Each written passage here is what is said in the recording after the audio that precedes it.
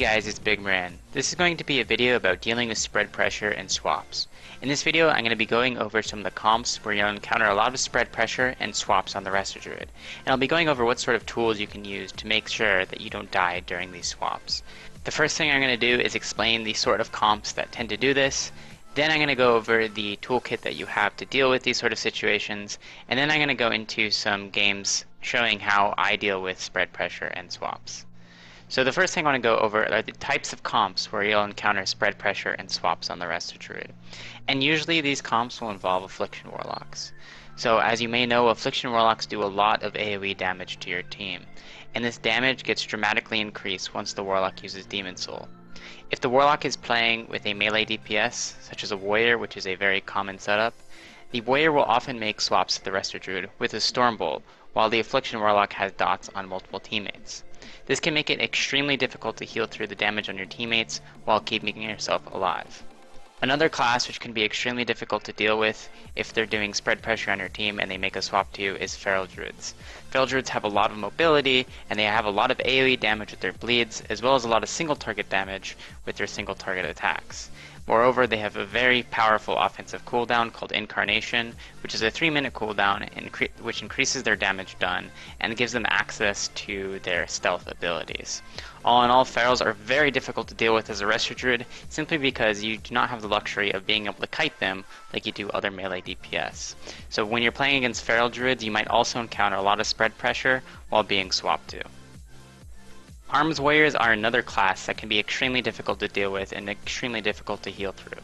Arms Warriors do a lot of AoE damage with their Rend ticks, as well as a lot of single target damage with their Mortal Strike and Execute procs. Unlike Feral Druids, Arms Warriors can be kited quite easily, but nonetheless they are a difficult class to heal through when they have Rends on multiple people on your party and they're attacking you with single target damage. Lastly, even though it's not as common, spell cleaves can actually do a lot of spread pressure while swapping to healers. So God Comp, which is Paladin, Mage, Shadow Priest, is very good at dealing tons of damage to healers while CCing them for an extended duration. And the tools they have is they have Coil from the Shadow Priest, stuns from both the Mage and the Paladin, and silence from the Shadow Priest as well. So all of that can be quite difficult and quite stressful to deal with as a healer while you're being trained and while your party members are also taking a lot of damage. So the next thing I want to go over are some of the tools that you have to deal with both spread pressure and swaps. So on the first category, for dealing with spread pressure, what you want to be doing is you want to be using Wild Mushroom as often as possible. And this is one of your most difficult heals to use just because sometimes it's hard to remember to move your mushroom. But if you can move your mushroom on to multiple teammates of yours, or if you place it on yourself anticipating a swap, you can really help negate a lot of damage done by the enemy team. And Wild Mushroom is quite mana costly, but as long as the team doesn't kill it and as long as it heals multiple party members, it is a really good investment for dealing with spread pressure. So in this clip, I am playing against Turbo Cleave, which has an Arms Warrior and an Enhancement Shaman. So the Arms Warrior will be doing a lot of AoE pressure on my team, while the Enhancement Shaman purges. For that reason, it's really important to use Wild Mushroom just because it's a hot that cannot be purged by the Enhancement Shaman, and the melee DPS have to physically run over to the mushroom to kill it. As you can see, my mage starts kiting away and my rogue's about to go for a re-stealth. So I'm going to have to reposition my mushroom. So I'm just going to place it right next to this pillar, and it's going to heal myself and my two teammates, at least temporarily, while we reset this team fight. And once again, Wild Mushroom is really effective at dealing with spread pressure, especially if it's not killed, and it does become quite mana efficient the longer that it lays on the ground and the more teammates that it heals. Another spell that's incredibly effective at dealing with spread pressure is Wild Growth, and Wild Growth becomes incredibly effective if it's used in combination with Soul of Forest. And if you don't use Soul of Forest, Wild Growth is still an effective heal, but its mana efficiency is dramatically increased if you use it with Soul of Forest and if it's able to heal multiple teammates. And once again, Wild Growth is really good at just negating enemy damage. It's good at dealing with spread pressure, and it can help negate how powerful the enemy team swaps are. So as you can see in this clip, I am playing against WLS, and I do cast a Soul of Forest Wild Growth, and I make sure that I have all my HOTS applied to my teammates, just in case I were to get interrupted on that cast if the lock were to sacrifice his pet and CS me, I want to have HOTS rolling on my partners at all times. And as you can see here, I drop a Wild Mushroom. And so the combination of Wild Mushroom and Wild Growth is really good at dealing with spread pressure from an enemy team. Another healing spell which is phenomenal at dealing with AoE damage is Tranquility. And Tranquility is a channeled spell on a 3-minute cooldown, and it heals every party member within range, and I believe its range is around 40 yards, and it even goes through Z-axis. So if you use it at the bottom of Blade's Edge Arena, under the bridge, and your partners are on top of the bridge, it'll actually heal through the bridge and heal your partners. Now there are some cautions or precautions you should take when using Tranquility. And the first thing that you should try to do is try to use it out of line of sight of the enemy team. And the reason being is you don't want to be CC'd, you don't want to be crowd controlled or interrupted while channeling this spell, just because it does provide a lot of healing. And usually what I try to do when I'm using Tranquility is announce that I'm going to use Tranquility to my teammates, and that lets them know that they should try to get in range of me, or at least in range of my Tranquility heal.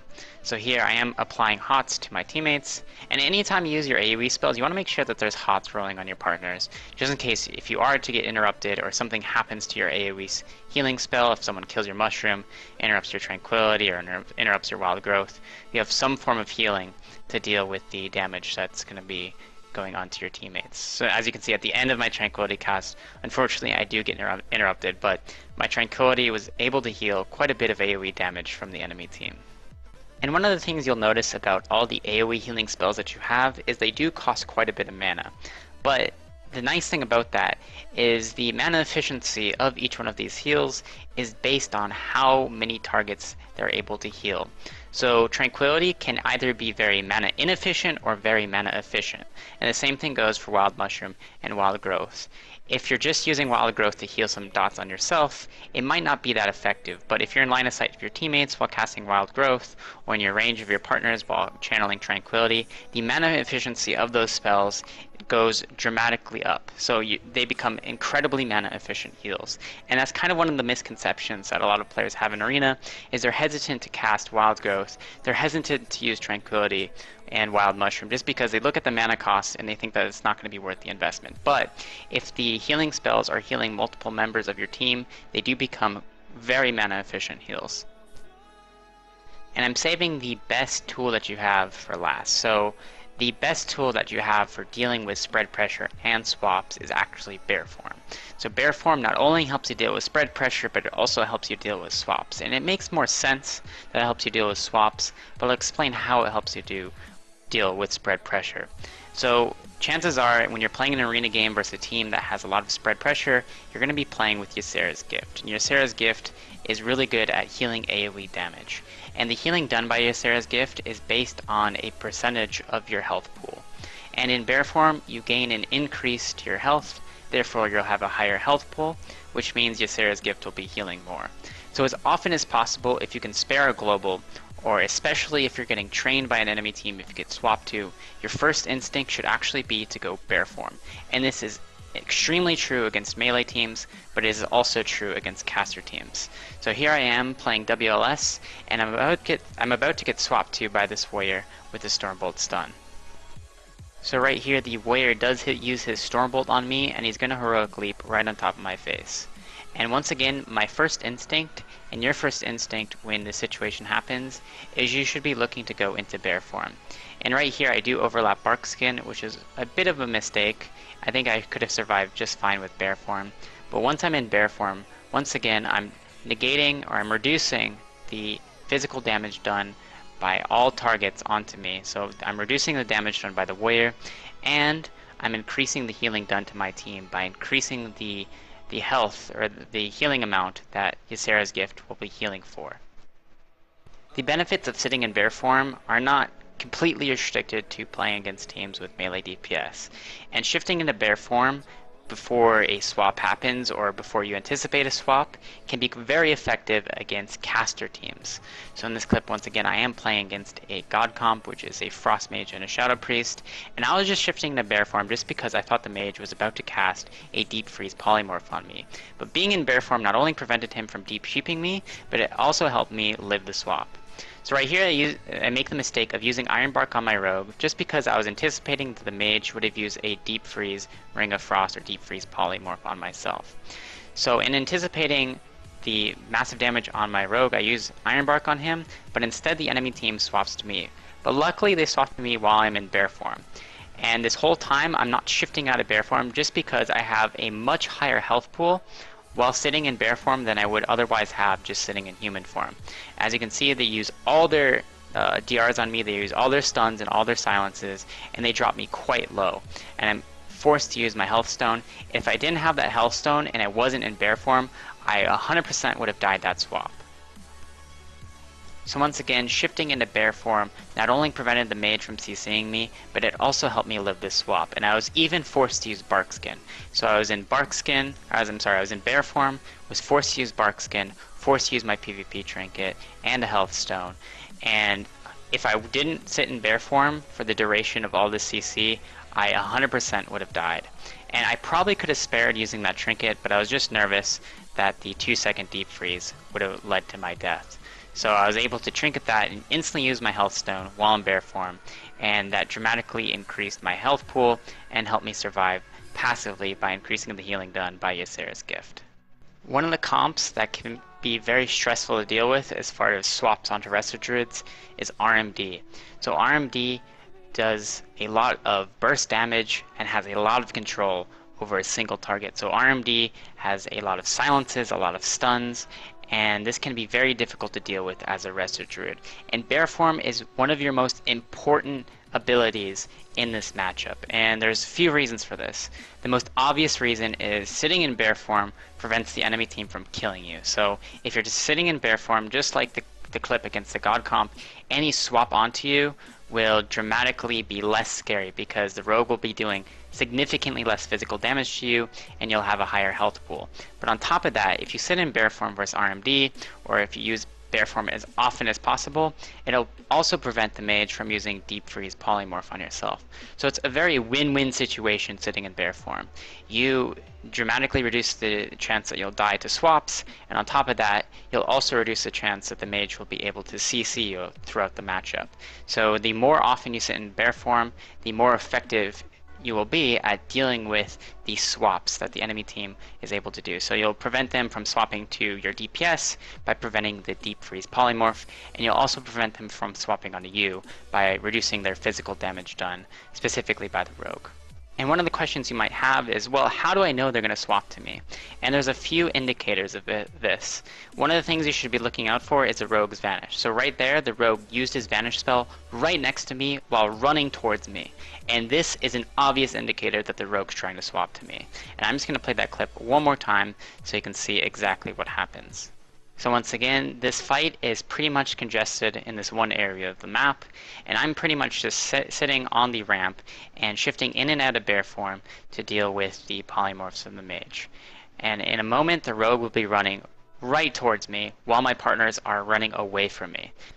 And in this exact moment, the rogue uses his vanish spell right next to me, and his character is facing me. And this is a dead giveaway that he's trying to swap to me. So the moment I see this, and this happens relatively quickly, I shift into bear form. And this is completely intentional. I saw the rogue running towards me, he used his vanish spell, so I know that my first instinct should automatically be switching into bear form.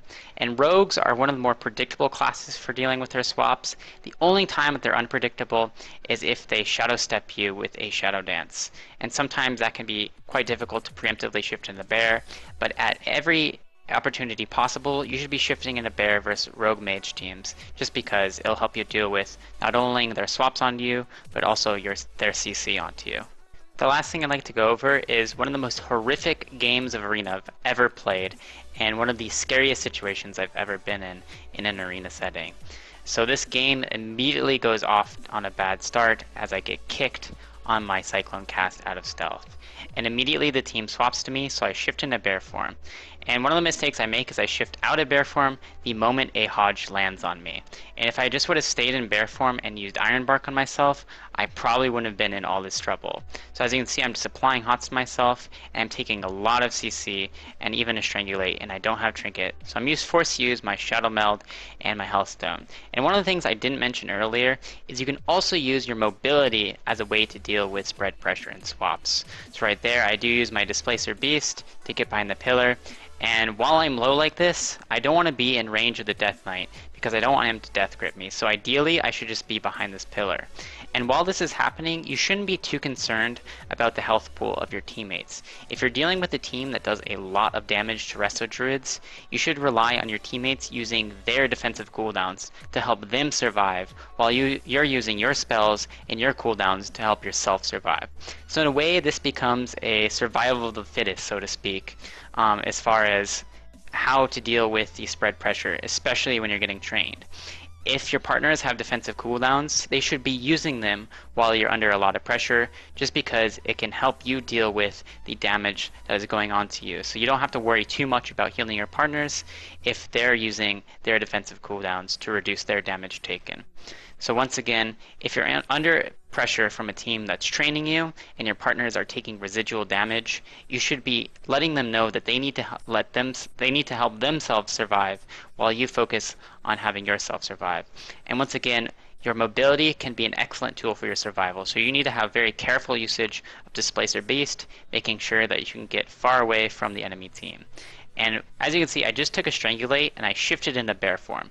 And this again is to increase the healing done by Ysera's gift and reduce the chance that I'll die in a swap done to me. So anytime you take a CC in the form of a silence, something that allows you to shift into bear form while you're under that CC, you should be doing it just because it'll help you survive. And there I get kicked, and my immediate instinct is a shift back into bear form.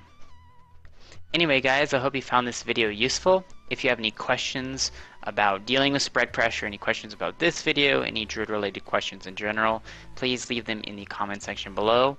And if you have any questions that you'd like to be answered at length, feel free to post on the Druid section of the forums, and I'll try to answer them as quickly as I can. And I usually try to answer forum questions every day. So if you have any urgent questions that you need to ask, head over to the forum section. And I'm also going to take this time to advertise the article section. There's an article section of the website.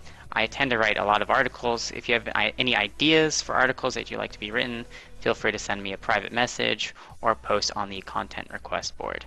Anyway guys, thanks for watching. Once again, I hope you learned a lot, and I'll see you next time.